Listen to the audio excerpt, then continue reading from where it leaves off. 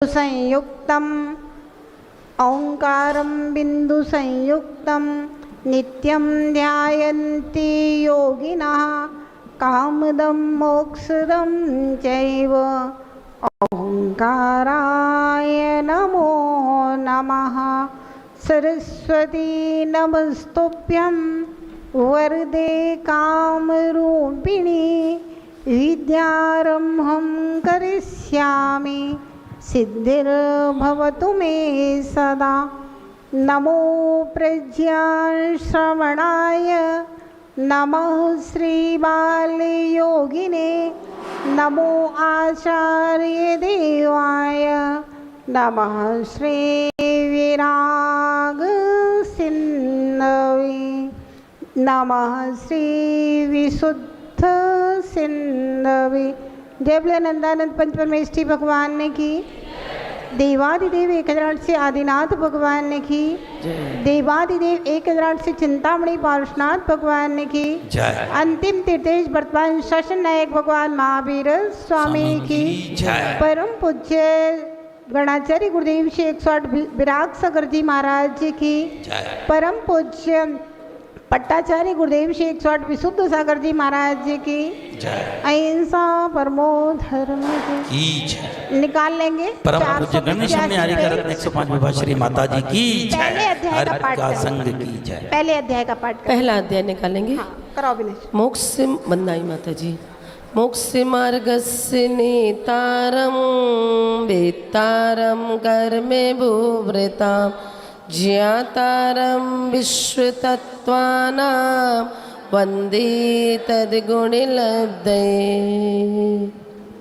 सम्यक् दर्शनं ज्ञान चारत्राणि मोक्ष मार्गः तत्त्वार्थ श्रद्धानं सम्यक् दर्शनं तन्निसर्गादधिगमाद्वा जीवा जीवाश्रव बंध संवर निर्जरा मोक्षास्तत्वं नाम स्थापना द्रव्यभावतस्तन्यासा प्रमाण नैरधिगमः निर्देशस्वामित साधनाधिकरण स्थिति विधानतः शत संख्या क्षेत्र स्पर्शन कालांतर भावाल्प बहुत वैश्य मति श्रुतावधि मना पर्याय केवलानि ज्ञानम तत्प्रमाणे आद्य परोक्षम प्रत्यक्ष मनयत मति स्मृति च संज्ञा चिंता विनिभूत इत्यनर्थांतरम तदिंद्रिय निंद्रिय निमित्तम अवग्रह हवाय धारणा बहु बहुविधक्ष प्राणी श्रुतानुक्तप ध्रुवाणां शीत्राणां अर्थस्य व्यंजनस्य वग्रहा न चक्षुरनिदृध्याभ्यां श्रुतं मति पूर्वं द्वैनेकद्वादश भेदं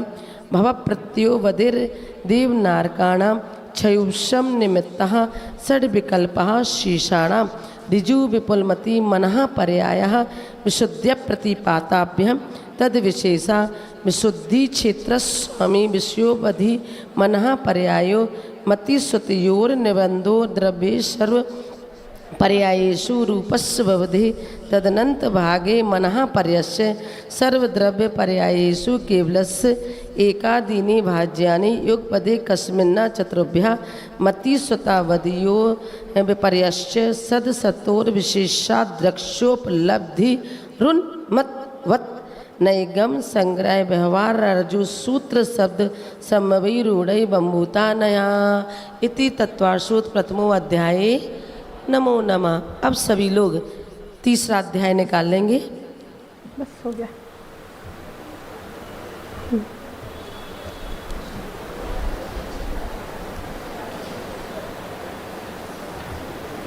कल हम लोग पढ़ रहे थे पर्वत क्षेत्र तालाब तालाब की देवियां नदियां है ना।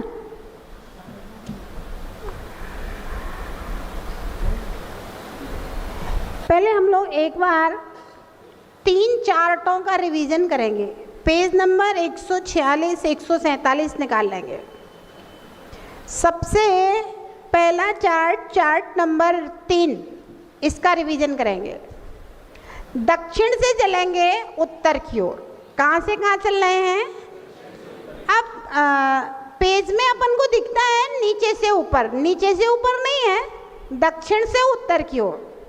दक्षिण दिशा में सबसे पहला क्षेत्र भरत क्षेत्र कैसा है? धनुष के आकार का। भरत क्षेत्र कैसे आकार का है? इसके बाद कौन सा पर्वत है? फिर क्षेत्र, फिर पर्वत, फिर क्षेत्र, फिर पर्वत, फिर क्षेत्र, फिर पर्वत, फिर क्षेत्र, फिर पर्वत, क्षेत्र, पर्वत, क्षेत्र। समझ में आ गया ना? अब देखिए विस्तार, देखिए नीचे ऊपर मिलान कीजिए। सबसे बीचों बीच में विदेह क्षेत्र है। इसका विस्तार 33,684 सही 4/19 योजन है। मिल गया विदेह क्षेत्र का विस्तार।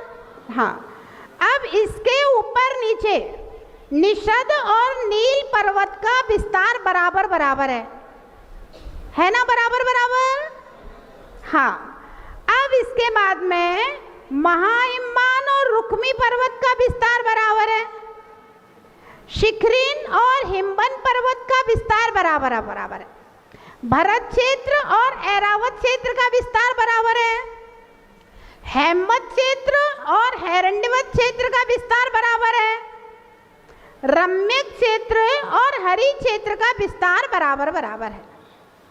मतलब विदेह क्षेत्र से दक्षिण के पर्वत और क्षेत्र और उत्तर के पर्वत और क्षेत्र सेम व्यवस्था भी सेम है और विस्तार भी बराबर है। और विदेह क्षेत्र अपने आप में बिल्कुल अलग है।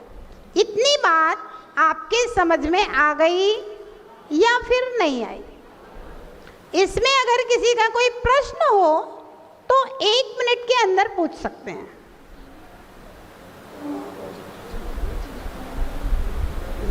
मतलब कोई प्रश्न नहीं है, सबको सब समझ में आ गया है ना? रितेश भैया आ गया ना? विनोद जी? अच्छा, विनोद जी को आ गया, मतलब सबको आ गया।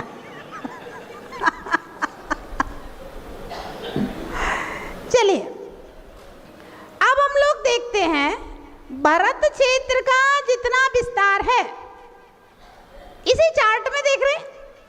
भरत क्षेत्र का जितना विस्तार है इसमें 2 का गुणा कर दो तो हिमवन पर्वत का विस्तार आ जाएगा। 4 का गुणा कर दोगे तो हेमवत क्षेत्र का विस्तार आ जाएगा। 8 का गुणा कर दोगे तो महाहिमवन पर्वत का विस्तार आ जाएगा।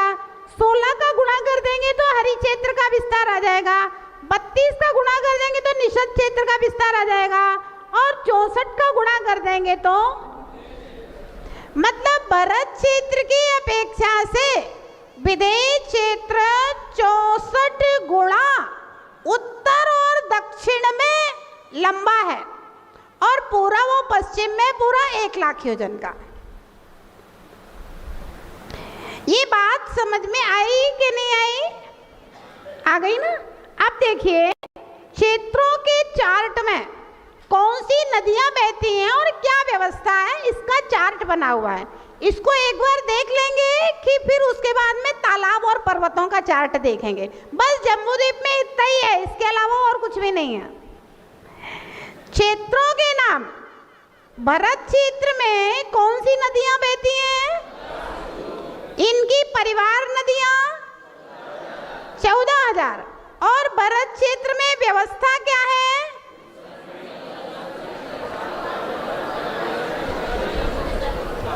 आर्यखंड में उत्सर्पिणी अवसर्पिणी का परिवर्तन, म्लेच्छखंड में और विजयार्ध पर्वत पर चौथा काल चलता रहता है। चौथे काल की जो अंतिम अवस्था होती है ना, वो चल रही है अभी। अब हेमवत क्षेत्र में कौन सी नदियां बहती हैं? इनकी परिवार नदियां 28,000 दोनों की अलग अलग। और यहाँ पर कौन सी व्यवस्था है?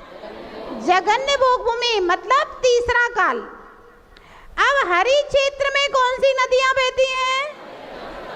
परिवार नदियां। यहाँ की व्यवस्था मध्यम भोग भूमि की व्यवस्था है ना। अब विदेश क्षेत्र में कौन सी नदियां बहती हैं? परिवार नदियां। अब विदेश क्षेत्र में क्या व्यवस्था है? देवकुरु और उत्तर कुरु में उत्तम भोग भूमि और शेष विदेश क्षेत्र में चौथा काल चलता रहता है।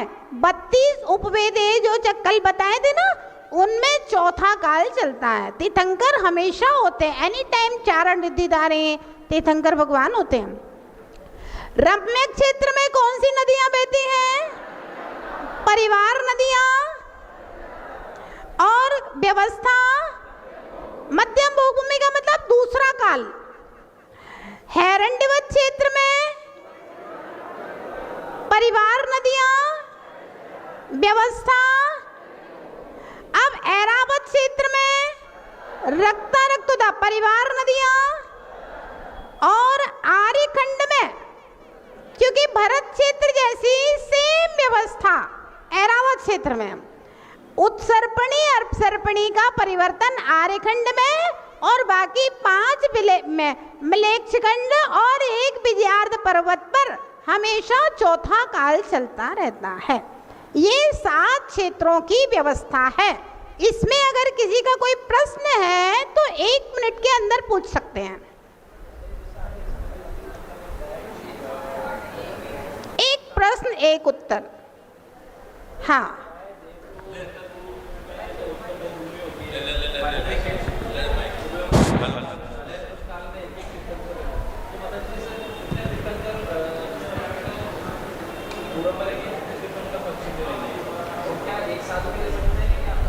ऐसा है भैया, इनका प्रश्न है कि विदेश क्षेत्र के देवकुरु उत्तर कुरु में उत्तम भोग भूमि होती है, हमेशा पहला काल चलता रहता है। षटकाल परिवर्तन है ना, ये भी बड़ा इंटरेस्टेड विषय है। अभी आज तो नहीं आ पाएगा, कल आएगा लगभग। अभी ये पूरा पढ़ाएंगे, इसके बाद में बहुत इंटरेस्टेड विषय है कि पहले काल की क्या व्यवस्था, दूसरे की क्या व्यवस्था, कैसे कैसे काल परिवर्तन होते हैं, कैसे कैसे जीवों की व्यवस्था है। बहुत, जैसे नरकों की इंटरेस्टेड व्यवस्था थी ना, इससे ज्यादा अच्छी व्यवस्था भोग भूमि को सुनने में और आनंद आता है कि ऐसा होता है, ऐसा होता है। तो पूर्वी विधेय और पश्चिमी विधेय, बीचों बीच में देवकुरु उत्तर कुरु और सुमेरु पर्वत हो गए चौकोर में। अब इधर बचा पूर्वी विधेय और पश्चिमी विधेय। इन विधेय में सीता नदी जा रही है, इधर सीतोदा नदी जा रही है, तो दोनों विधेय के 2-2 टुकड़े हो गए। अब जो विधेय क्षेत्र है उसके 4 टुकड़े हो गए। अब उन 4 टुकड़ों में एक में विभंगा नदी और बख्शारगिरी के द्वारा 8 विधेय उपविधेय ऊपर सीता नदी के, 8 सीता नदी के दक्षिण भाग में, ऐसे ही इधर इधर हो जाएंगे। तो 32 उपविधेय में किसी भी उपविधेय में कभी भी कोई भी तीर्थंकर हो सकता है, इसका कोई नियमावली नहीं है। हाँ, ये नियम है कि सीता नदी के उत्तर में और दक्षिण में जो 8 है ना, उन 8 में से एक में नियम से तीर्थंकर होंगे। मतलब एक विधेय क्षेत्र में 32 उपविधेय हैं, तो उन 32 में से 4 में नियम से होंगे, फिर दूसरे वाले में 4 में नियम से होंगे, तीसरे वाले में 4 में, ऐसे विद्यमान 20 तीर्थंकर, यानी मिनिमम 20 तीर्थंकर हमेशा इस पृथ्वी के ऊपर होते हैं। इससे कम नहीं होंगे, ज्यादा हो सकते हैं। हाँ, वंदना माता जी, ये जगन्य भोग भूमि में कौन सा काल चलता है और कैसे तय होता है कि कौन सी भूमि में कौन सा काल है? ऐसा है, जगन्य भोग भूमि में तीसरा काल चलता है, मध्यम भोग भूमि में दूसरा और उत्तम भोग भूमि में पहला काल चलता है ना। उत्तम, मध्यम, जगन्य, पहला, दूसरा, तीसरा। और ये जो व्यवस्था है ना, ये व्यवस्था शाश्वत व्यवस्था है, अनादिकाल से वहाँ वही चलता है और अनंत काल तक चलेगा। जैसे नरकों की जो व्यवस्था है, स्वर्गों की जो व्यवस्था है, ये अनादि निधन व्यवस्था है, ऐसी ही व्यवस्था एज इट इज हमेशा रहेगी। तो अपने अभी यहाँ जैसे आर्यखंड में कहते हैं 5 काल खत्म हो गया। सुनो, केवल और केवल 3 लोक में मात्र भरत ऐरावत क्षेत्र के आर्यखंड में षटकाल परिवर्तन होता है। बाकी पूरे लोक में जहाँ जो व्यवस्था है त्रैकालिक व्यवस्था है। तो यहाँ भी कभी प्रथम या द्वितीय काल में? हाँ, जब छठे काल के बाद काल परिवर्तन होगा तो पहला, दूसरा, तीसरा काल यहाँ पर आएगा।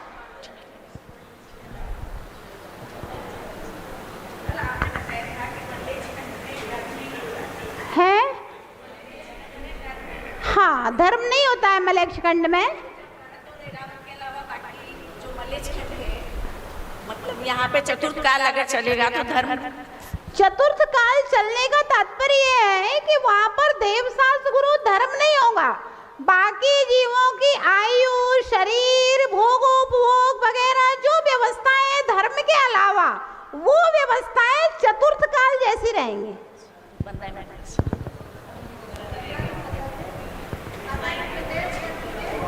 हाँ, विदेश क्षेत्र के मतलब 4 नगरियों में विद्यमान 20 तीर्थंकर रहते हैं क्या एनी टाइम?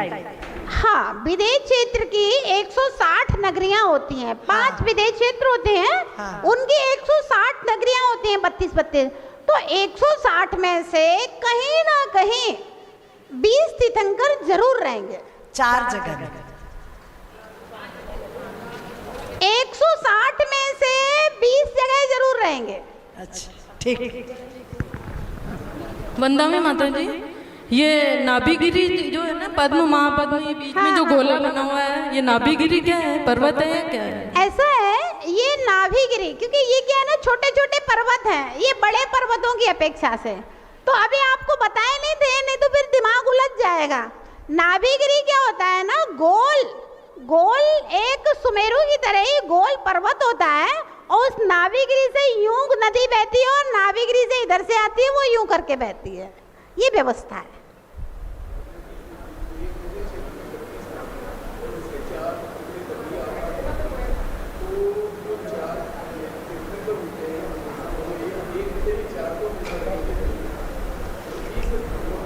हाँ, एक विदेह में 4 हमेशा रहेंगे। नगरियों के हिसाब से रहेंगे। 8 नगरियों में एक कोई ना कोई में रहेगा। एक साथ 8 नगरियों, 108 हो सकते हैं। आदित्यनाथ भगवान के समय में इस पृथ्वी के ऊपर 170 तीर्थंकर थे, ऐसा आगम का उल्लेख है। मेरा आदित्यनाथ भगवान के समय में 170 थे, मतलब 5 भरत क्षेत्र में 5 तीर्थंकर, 5 ऐरावत क्षेत्र में 5 तीर्थंकर, और पूरे 160 विदेश क्षेत्र की नगरियों में सब जगह तीर्थंकर थे।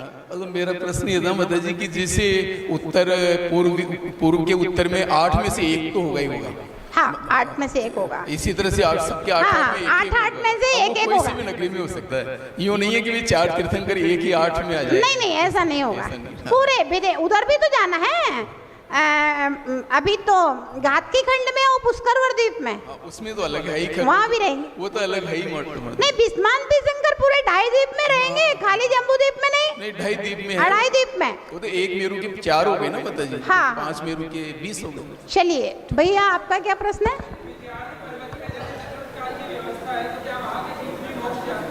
वहाँ के जीव जब इस भूमि में चौथा काल चलता है आर्यखंड में, तब मोक्ष जाते हैं। अभी वहां से कोई मोक्ष नहीं जाएगा।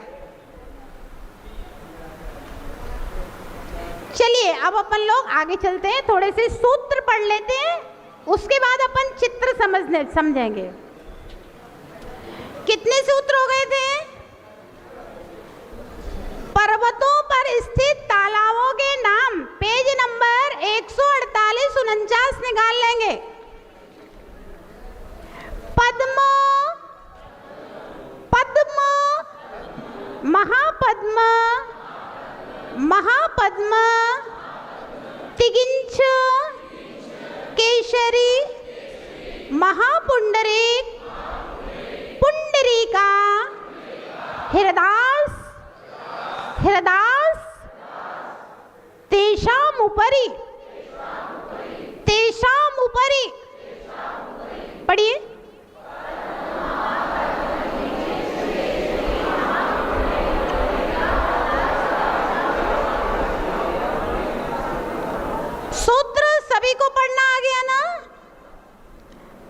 देखिए, उन पर्वतों के ऊपर पद्म, महापद्म, तिगिंच, केशरी, महापुंडरीक और पुंडरीक, हृदाह, ये 6 तालाब हैं।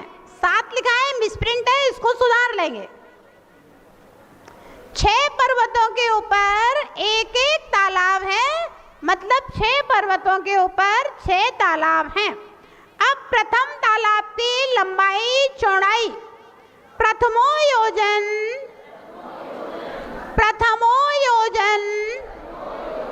सहस्राया मस तदर्द विष्कंभो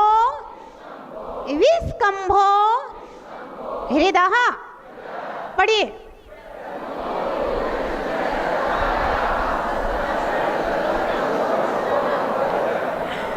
पहला तालाब योजन सहस्रायाम 1000 योजन लंबा, तदर्ध विस्कंभा, उससे आधा अर्थात लंबाई से आधा 500 महायोजन चौड़ा है। एक महायोजन 2000 कोस का होता है।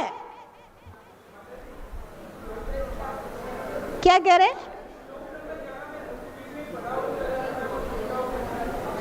क्या कह रहे?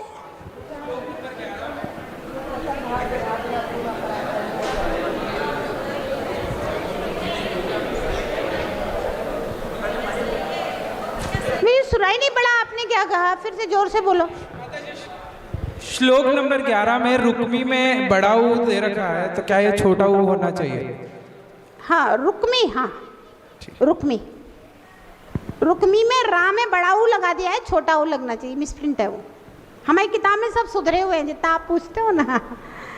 चलिए, अब प्रथम तालाब की गहराई 10 योजनाओं का, पहला तालाब 10 महायोजन गहरा है। अब तालाब के अंदर एक एक कमल है। ये कमल वनस्पति काय का नहीं है, पृथ्वी काय का है। मतलब कमल के आकार की डिजाइन पृथ्वी की बनी हुई है। तन्मध्ये योजनम पुष्करम। पढ़िए। पद्म सरोवर के बीच में 1 योजन लंबा चौड़ा एक पुष्कर, पुष्कर कहते हैं कमल को, कमल है। यह कमल वनस्पति काय का नहीं है, किंतु कमल के आकार की पृथ्वी है। उस कमलाकार पृथ्वी के बीच में 2 कोस की कर्णिका है। उस कर्णिका के चारों ओर एक एक कोस की पंखुड़ियां हैं। उसकी लंबाई चौड़ाई 1 योजन, 4 कोस का 1 योजन होता है ना, तो ऐसे 4 कोस। यह सामान्य योजन 4 कोस का होता है। सामान्य योजन 4 कोस का, महायोजन 2000 कोस का। अब द्वितीय आदि तालाबों और कमलों का विस्तार क्या है तो बताते हैं। तद्विगुणा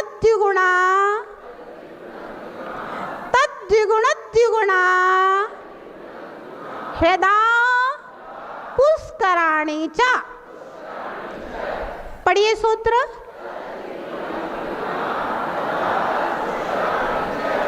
अब वे तालाब और कमल प्रथम तालाब कमल से आगे दूने दूने विस्तार वाले होते गए हैं। कहाँ तक? विदेह क्षेत्र पर। फिर उसके बाद में फिर दूने दूने कम होते जाएंगे। अब उन तालाबों पर हिंदी पढ़ी देते हैं, इसमें विशेषार्थ। तालाबों की लंबाई चौड़ाई गहराई कमलों का विस्तार तिगिंज तालाब का दूना दूना बढ़ता है। और 3 उत्तर और के तालाब और कमल दक्षिण के तालाब और कमलों के बराबर हैं और विदेह क्षेत्र बीचों बीच में है। अब कमलों पर निवास करने वाली देवियां और देव तन्निवासिन्यो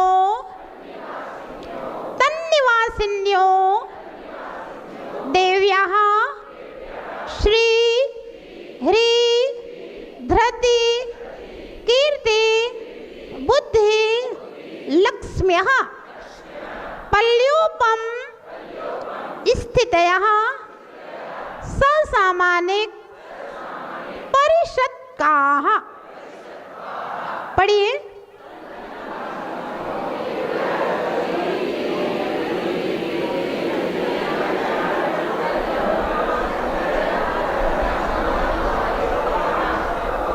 पल्योपम स्थितियां एक पल्य की आयु वाले ससामानिक परिषद का सामानिक और परिषद जाति के देवों के साथ तन उन तालाबों के कमलों के ऊपर निवासिन्यों निवास करने वाली देवियों के नाम श्री, हरि, धरती, कीर्ति, बुद्धि और लक्ष्मी है। एक एक तालाब में एक एक देवी देवों के साथ में निवास करती है। 14 महानदियों के नाम, अभी जो अपन ने नदी बहाई थी ना, नदी पढ़ी थी, उन नदियों के नाम गंगा, सिंधु, रोहित रोहितास्या, हरित हरिकांता, सीता सीतोदा, नारी नरकांता, सुवर्ण रूप्यकूला, रक्ता रक्तोदा, सरितस तन्मध्यगाः। पढ़िए पूरा सूत्र।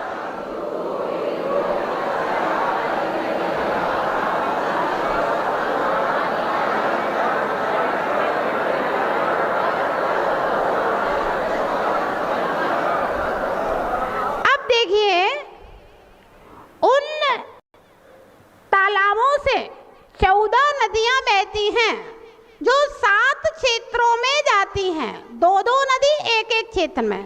गंगा, सिंधु, रोहित रोहितास्या, हरित हरिकांता, सीता सीतोदा, नारी नरकांता, सुवर्णकुला रूपकुला और रक्ता रक्तोदा। ये 14 नदियां जम्बूद्वीप के पूर्वोक्त 7 क्षेत्रों में बहती हैं। अब पूरब की ओर कौन सी नदी बहती है? तो द्वयोर द्वयो पूर्वा पूर्वगाः। पढ़िए। 2-2 नदियों में से पहली नदी अर्थात गंगा, सिंधु, गंगा, रोहित, हरित, सीता, नारी और सुवर्णकुला रक्ता, ये 7 नदियां पूर्व समुद्र की ओर बहती हैं। शेषास्त्वपरगाः, शेषास्त्वपरगाः। प्रत्येक जोड़े की दूसरी नदी अपरगाः, यह ना पूर्व से उल्टा पश्चिम की ओर बहती है, अर्थात सिंधु, रोहितास्या, हरिकांता, सीतोदा, नरकांता, सुवर्णकुला रूप्यकुला और रक्तोदा, ये 7 नदियां पश्चिम समुद्र की ओर बहती हैं। अब देखिए एक एक नदियों की कितनी कितनी परिवार नदियां हैं। 14 नदी, सहस्र परिव्रता, गंगा, सिंधुआदयो नद्याः। पढ़िए।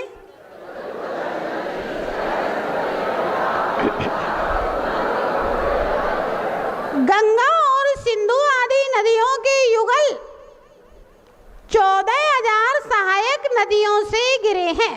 यानी गंगा नदी की 14,000 और सिंधु की 14,000, फिर आगे विदेश क्षेत्र तक दूने दूने, फिर दूने दूने कम होते हुए ये परिवार नदियां हैं। अब भरत क्षेत्र का विस्तार। भरतः षड्विंशति पंचयोजन शतविस्तारः षट् चेकोनविंशति भागा योजनस्य। पढ़िए।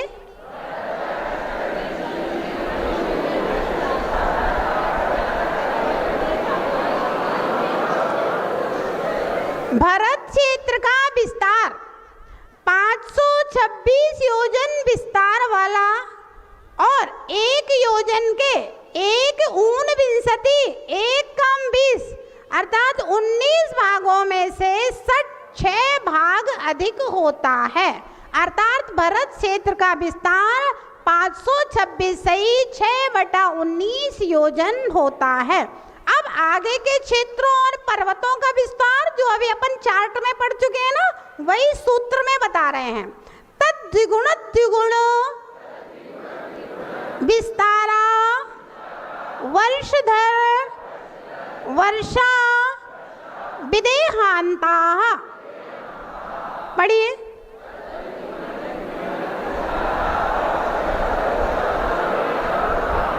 विदेह क्षेत्र पर्यंत पर्वत और क्षेत्र भरत क्षेत्र से दूने दूने विस्तार वाले होते गए हैं।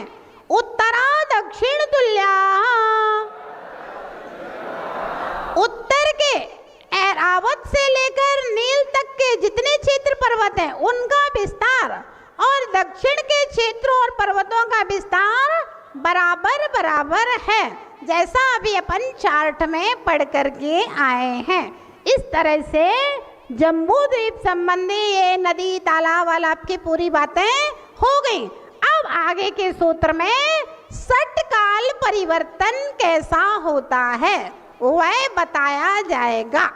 तो षटकाल परिवर्तन बहुत इंटरेस्टेड विषय है। इसको अगर हम नहीं भी पढ़ाए ना तो आप अपने आप किताब में से पढ़ करके आपको पूरा समझ में आ जाएगा। इसको ज़्यादा समझाने की जरूरत नहीं है। तो इसलिए षटकाल परिवर्तन कल आप लोग अपनी अपनी किताब में पढ़ करके आना, फिर हम इसको पढ़ाएंगे, क्योंकि ये बहुत बहुत एकदम सरल विषय है। आप अपने आप पढ़ लोगे, है ना। इसलिए इसको पढ़ के आना तो हम फटाफट इसको समझा देंगे, आपके दिमाग में बैठ जाएगा। अब प्रोजेक्टर के ऊपर जो अपन ने पढ़ा है उनके कुछ चित्रों को ये भैया जी ने, क्या नाम है इनका, नरेंद्र जी, और ये भैया जी के प्रयास से हुआ है। इसको अपन चित्र में और समझ लेते हैं, अच्छा लगेगा आप लोगों को। है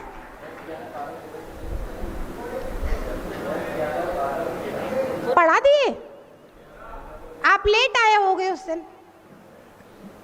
चलिए देखिए, ये तत्वार सूत्र की पुस्तक के ऊपर जो चित्र बना हुआ है वह 3 लोक का चित्र है। पहले एक बार पूरा निकाल दो भैया।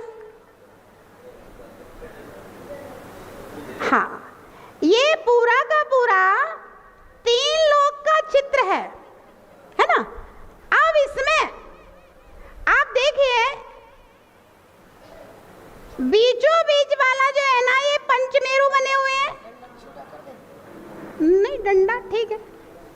ये पंचमेरु बने हैं। ये बीचों बीच वाला जो है ना, ये मध्यलोक है। अब हम जब मध्यलोक से नीचे चलते हैं तो ये खर भाग, पंख भाग, अबहुल भाग, ये रत्न प्रभा नाम की पृथ्वी यहाँ से शुरू होती है और यहाँ तक आती है ना।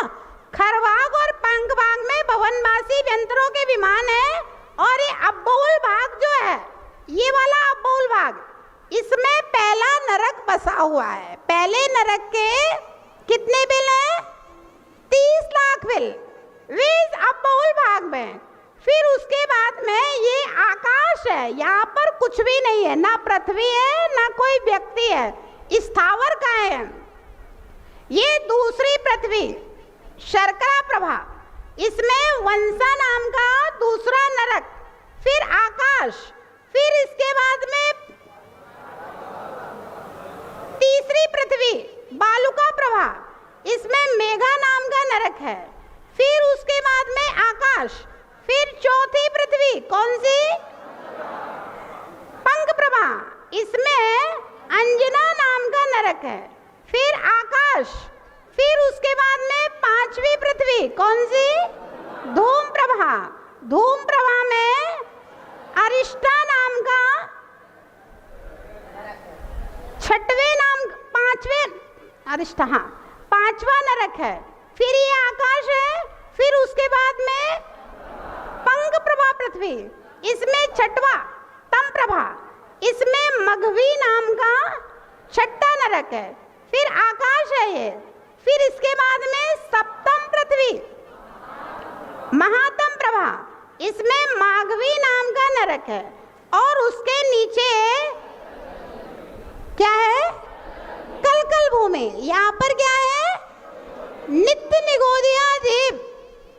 एक राजू में पूरे में कलकल भूमि है, और इसके नीचे ये घनोदधि बादल है, घन बादल है, तनु बादल है, और उसके बाद अनंत आकाश है। कितना आकाश है? अनंत आकाश है।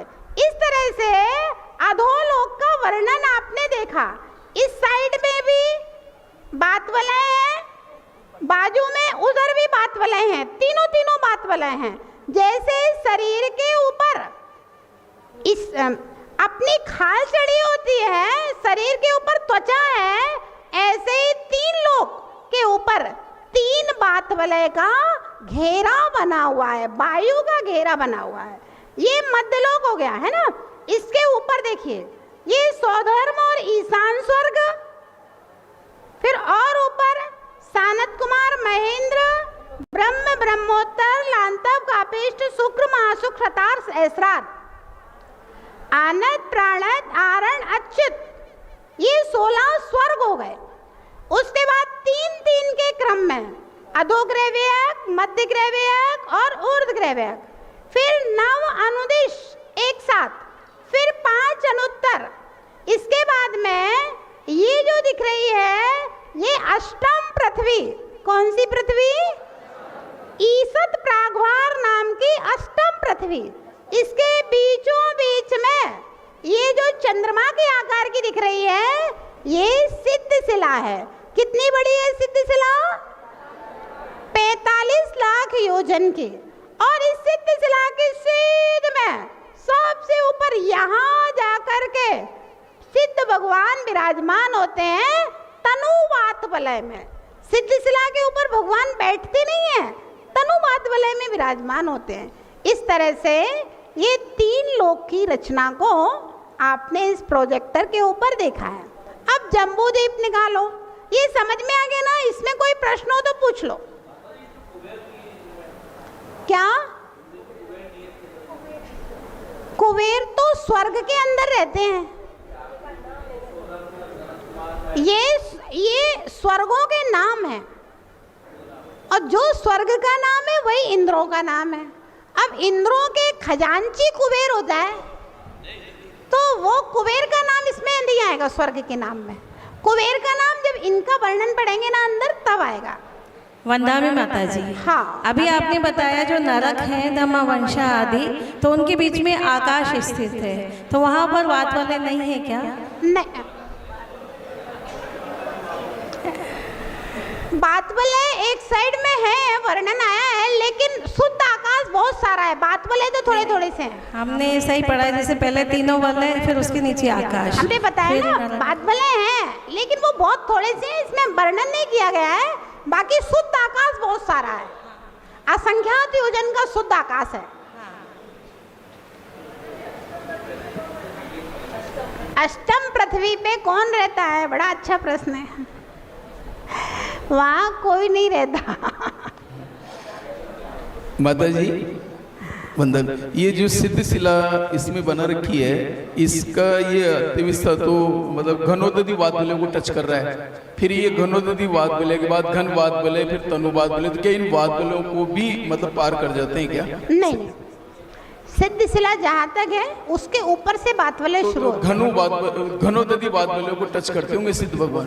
भाई अगर एक बाल का अंतर है तो अंतर है, नहीं अंतर अभी टच नहीं करती, एक बाल का अंतर कम से कम रहेगा। अभी करे तनु वात वलय के यहाँ चले जाते हैं। तनु वात वलय में सिद्ध भगवान विराजते हैं सबसे ऊपर जाके, सिद्ध शिला तो नीचे है। तो बीच में जो माता जी घनोदधि और घन वात वलय, क्या उनको भी मतलब पार करते हैं क्या? हाँ, उनको भी पार करके सिद्ध भगवान राजते हैं। तो सिद्ध शिला ऊपर तक है? नहीं, सिद्ध शिला तो नीचे है, नीचे है। बात वलय उसके बाद है। बात वलय बात, तो बात वलय के अंदर भी सिद्ध भगवान चले जाते हैं, मतलब यूं। ठीक है, वंदन करता है। चलिए आगे चले। हाँ,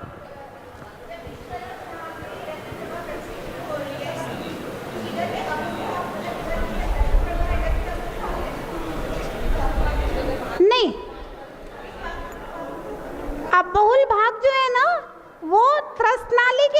अंदर आएगा।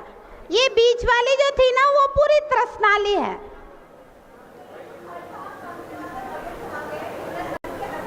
ऐसा है, अब बहुल भाग तो पूरा रहेगा त्रसनाली के बाहर तक, लेकिन नरक त्रसनाली के अंदर ही रहेंगे।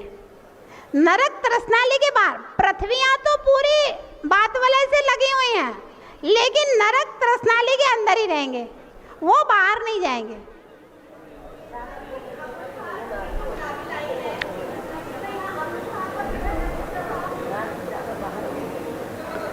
ऐसा है, रत्न प्रभा पृथ्वी पूरी है, उसका एक भाग खरभाग, पंख भाग, अबोल भाग।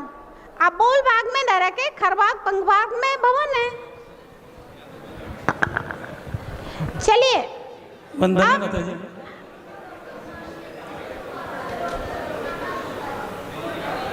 सुनाई नहीं पड़ रहा? हाँ, जहाँ तक बात वाले हैं वहां तक लोकाकाश है, बात वाले के बाहर अलोकाकाश है। ठीक प्रश्न है आपका। वंदना माता जी, निष्कुट त्रसनाड़ी के बाहर जो निष्कुट क्षेत्र है उनमें केवल निगोदिया जीवी है या पंचस्थावर भी है? निष्कुट क्षेत्र में केवल पंच स्थावर होते हैं, निगोदिया और स्थावर।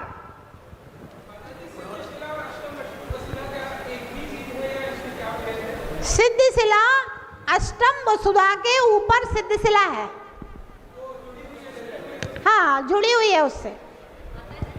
जैसे आपने बोला ना कि खर व पंख भाग में भवनवासी और व्यंतर देव रहते हैं, पर उसमें तो बता रखा है कि जैसे पंख भाग में असुर कुमार और राक्षस रहते हैं और खर भाग में 1000 ऊपर नीचे छोड़कर असुर कुमार व राक्षसों को छोड़कर देव है। तो ये मेरे लाइन समझ में है। असुर कुमार और राक्षस वे सब भवनवासी और व्यंतर में आते हैं। अच्छा, ऐसा है ना? तो हमने भवनवासी और व्यंतर कह दिया ना, तो असुर कुमार राक्षस सब उसी में आ गए। अच्छा, ठीक है। वंदना में माता जी।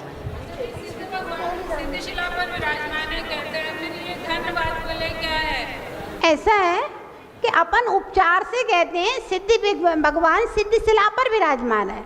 जैसे हम यहाँ विराजमान हैं, आप यहाँ विराजमान हैं, ऐसे सिद्ध भगवान विराजमान नहीं होते हैं। सिद्ध भगवान जैसे अपना गैस का गुब्बारा होता है ना, गैस का गुब्बारा यहाँ छोड़ो तो कहाँ जाएगा? छत से लटक जाएगा। ऐसे ही सिद्ध भगवान लोकाकाश का जहाँ अंत हुआ है वहाँ सबके सिर एक साथ लगते हैं और शरीर जिसका जितना बड़ा होता है वो वहाँ विराजमान होते हैं। सिद्धालय में सिद्धिशिला पर विराजमान है, ये उपचार से कहा जाता है, क्योंकि सिद्धिशिला उन्हीं के लिए बनाई गई है। एक सम्मान है सिद्धों का, अनादि निधन सिद्धों का प्रकृति की तरफ से सम्मान है कि सिद्धिशिला है। तो सिद्धिशिला की सीट में आसमान में विराजमान है, तो हम कहते हैं सिद्धिशिला पर विराजमान है। ये व्यवहार है। जैसे भगवान तीर्थंकर को कहते हैं समोसरण में विराजमान है, कमलासन में विराजमान है, जबकि तीर्थंकर भगवान तो कमल से 4 अंगुल ऊपर कहते हैं। लेकिन फिर भी अपन व्यवहार में क्या कहते हैं? कि समोसरण में, सिंहासन पर, कमलासन पर विराजमान है, तो वो तो 4 अंगुल ऊपर आकाश में विराजमान है। ऐसे ही सिद्ध भगवान तो आकाश में सबसे ऊपर विराजमान होते हैं। लेकिन हम लोग व्यवहार में कहते हैं सिद्धालय में विराजमान है, सिद्धिशिला पर विराजमान है, ऐसा। आ गया समझ में? हाँ। योजन 4 कोस का होता है और महायोजन 2000 कोस का होता है। जो अकृत्रिम द्वीप समुद्रों की गणना होती है ना, वो महायोजन से होती है, और जो सामान्य वस्तुओं की गणना होती है ना, वो सामान्य योजन से होती है। ये आगम की माप की व्यवस्था है। हाँ भैया, क्या पूछ रहे हैं?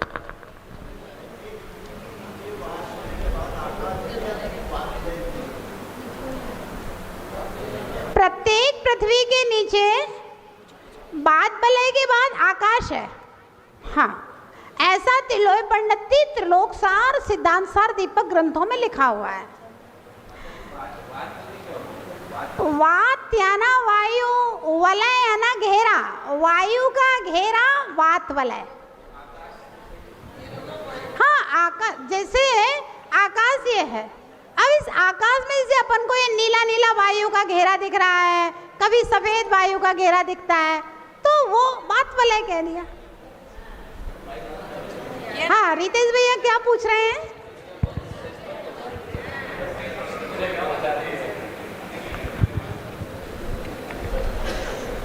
वंदा जी माता जी। माता जी मेरा प्रश्न ये है कि आपने जो इतना सारा जो ये ज्ञान बताया, ये ज्ञान हमारे काम का आएगा?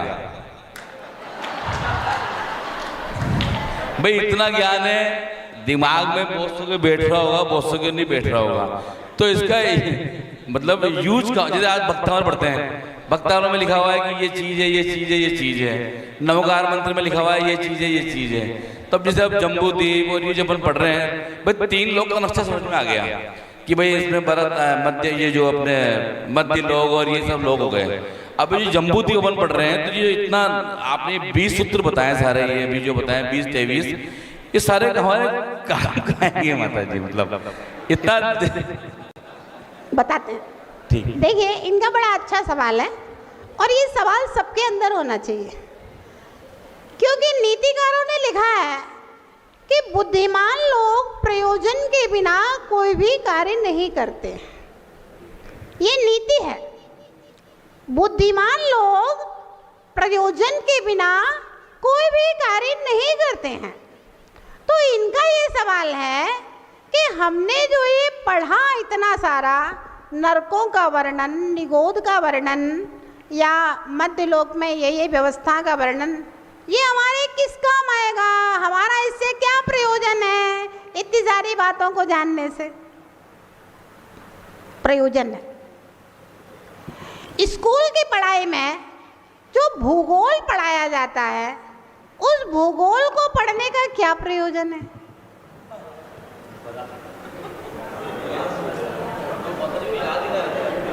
नहीं, हम आपसे सवाल कर रहे हैं, प्रश्न का प्रतिप्रश्न है ये कि स्कूल की पढ़ाई में जो भूगोल पढ़ाया जाता है, उस भूगोल को पढ़ने का क्या प्रयोजन है?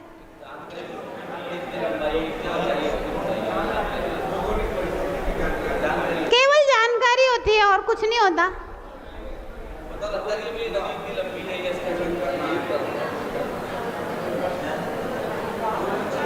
केवल जानकारी नहीं है, ध्यान रखना।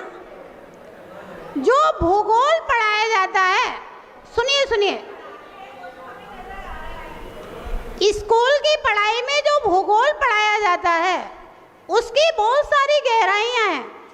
कहाँ पर कैसी मिट्टी है, कौन सी मिट्टी में कौन सी फसल अच्छी हो सकती है, कहाँ पर गन्ने की फसल होगी, कहाँ पर काजू किशमिश की फसल होगी, कहाँ गेहूं की फसल होगी, कहाँ चने की फसल होगी, ये सब भूगोल को पढ़ने के आगे के प्रयोजन है।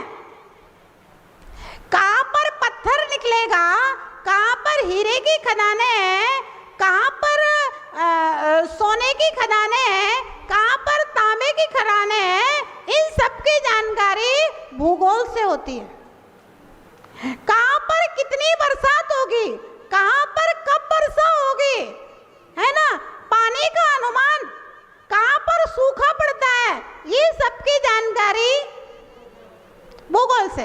कौन से जीव कहाँ पर रह सकते हैं, क्योंकि जीवों की भी अपनी अपनी एक प्रकृति होती है ना, तो ये सारी जानकारी भूगोल से। ये नहीं कि आपका व्यापार जो है वो भूगोल से रिलेटेड हो जाता है, क्योंकि कहाँ जो चीज उत्पन्न होएगी वहीं तो उसका व्यापार चलेगा।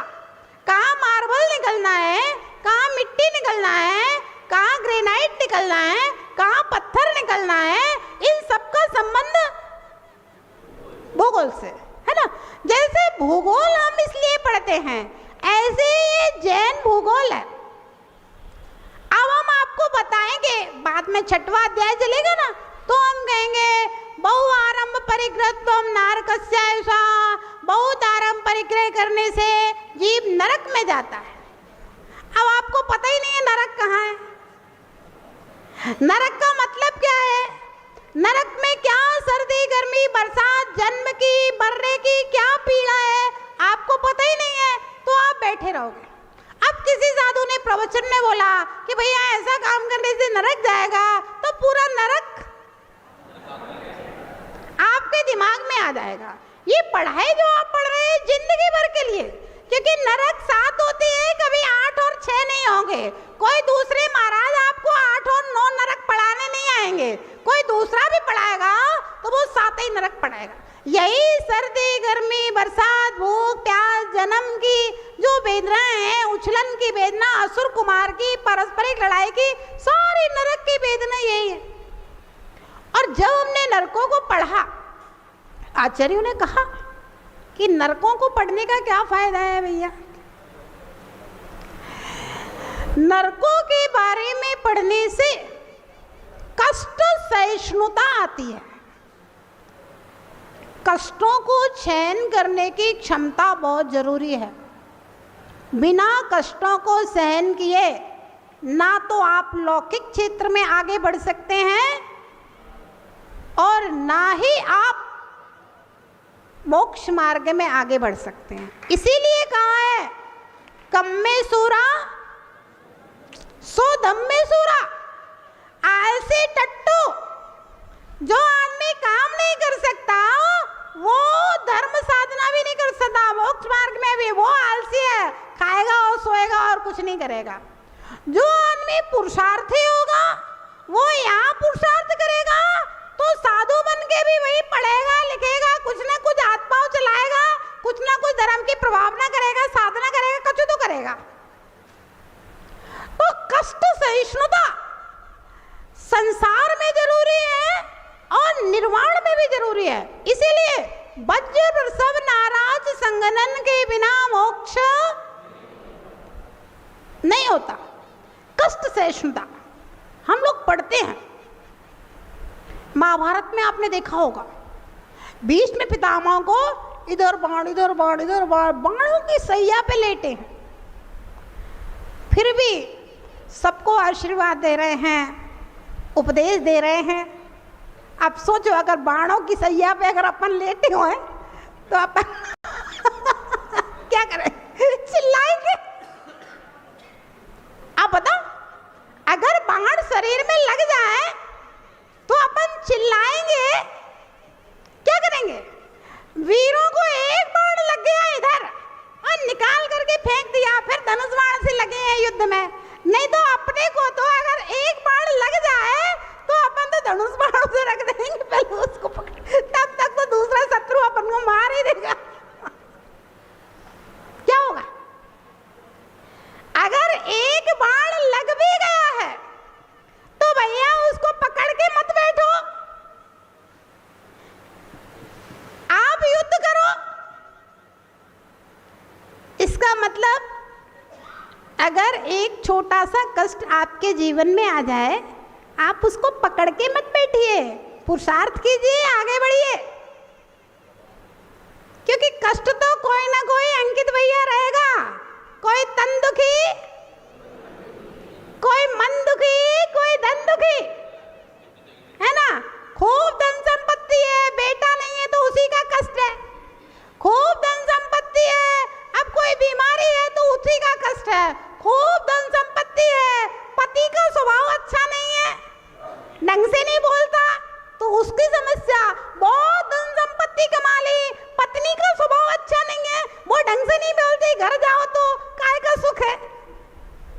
मतलब अगर एक दुख अगर आपके जीवन में है, मतलब एक धनुष बाण अगर आपके शरीर में कहीं लगा हुआ है तो भाई उसको पकड़ के मत बैठो, उसी की पीड़ा का एहसास मत करो, आप युद्ध करो, आगे बढ़ो, अपना पुरुषार्थ करो, आगे बढ़ते जाओ। वो तो चुभा रहेगा, क्योंकि एक बार अगर कोई उल्टे पति से शादी हो जाए या उल्टी पत्नी से शादी हो जाए तो वो बाण तो अब जिंदगी भर के लिए चुभ गया।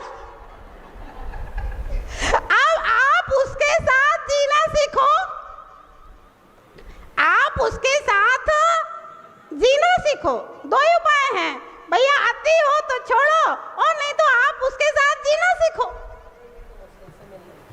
उसके साथ आप जीना सीखो, एडजस्ट करना सीखो और अपना समय थोड़ा धर्म ध्यान में इधर उधर। क्योंकि जो भी पति अच्छा हो या पत्नी हो, अच्छी बुरी हो, जैसे भी हो, मेरा ही कर्म है, आप उसको दोष मत दो। अगर आप उसको दोष दोगे तो आप उसके साथ जी नहीं पाओगे, और अगर आप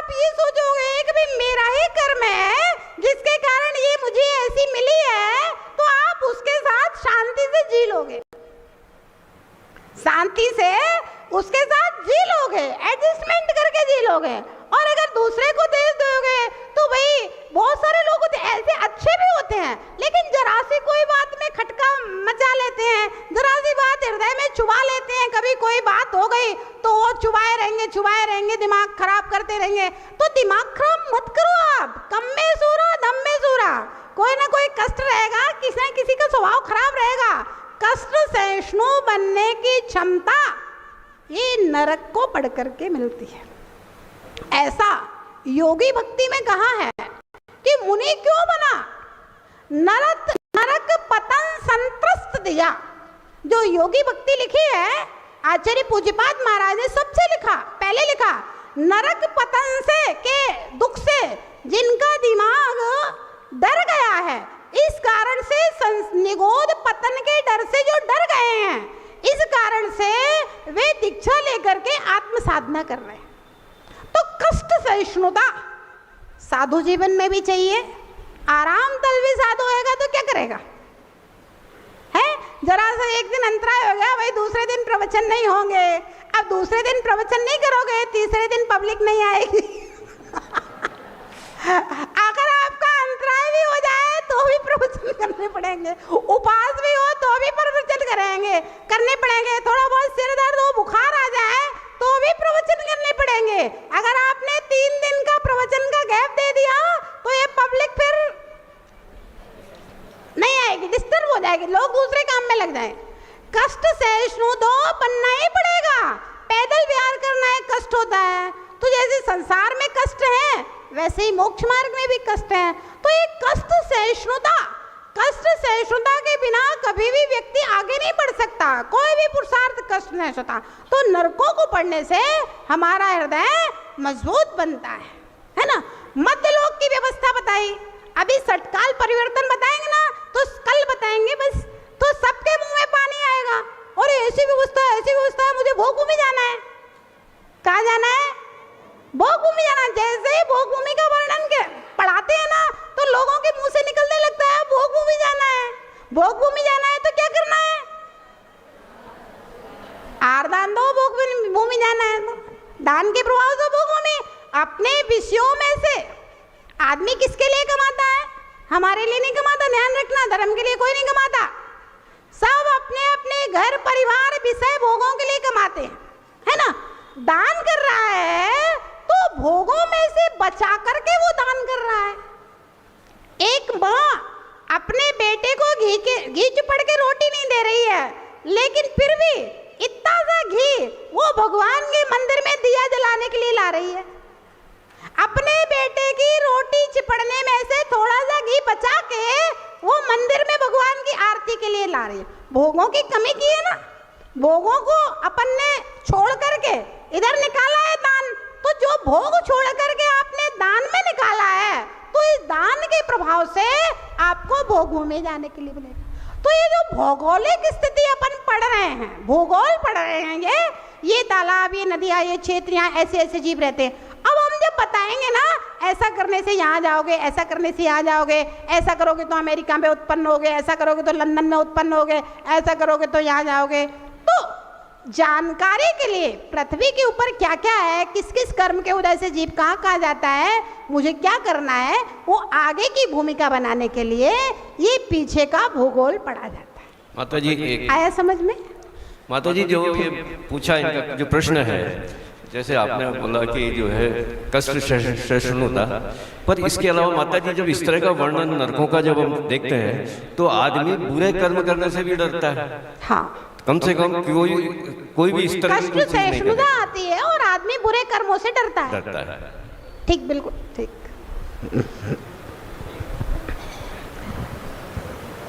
समय तो आपका हो गया है।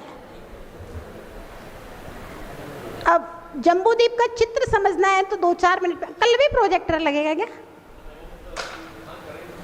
ठीक है, तो फिर कल भी लगा देंगे, तो फिर कोई दिक्कत नहीं है। जय बोलिए महावीर भगवान की। चलिए आप लोग 9 बार नमोकार पढ़िए, एक क्लास के बाद 9 बार